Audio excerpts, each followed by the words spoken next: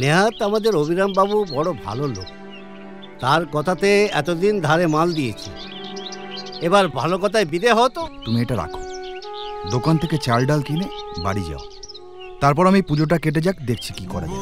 বন্ধু তুমি থেকো সাথে, যেন মানুষের দুঃখেতে। ওস্তাদ, সারা যদু বংশের শেষ সম্রাট যদু মাইতি আসছে। তুই আসলি না বলে আকাশ কালো, ঝড় ওঠে সীমানা।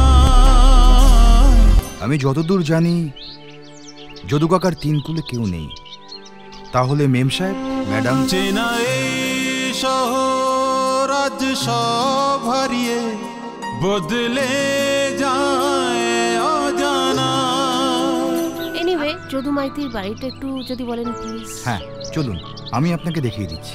আয় আয় ফিরে আয় এই প্রাণের মোনা।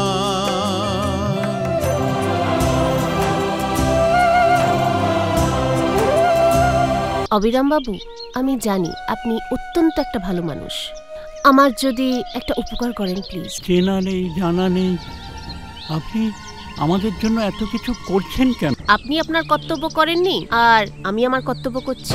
কি আশ্চর্য, যদু কাকা জুয়া খেলে সেটা আপনি জানলেন কি করে?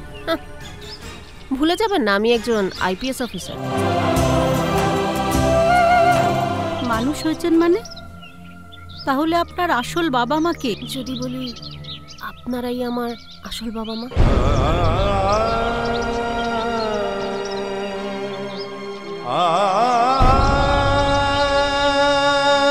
ঠিক বলেছেন ম্যাডাম, কন্যা ভ্রূণ হত্যা, না হয় শিশুকন্যা বিক্রি, আর তা না হলে অল্প বয়সে বিয়ে দিয়ে দিচ্ছে পড়াশোনা না করিয়ে।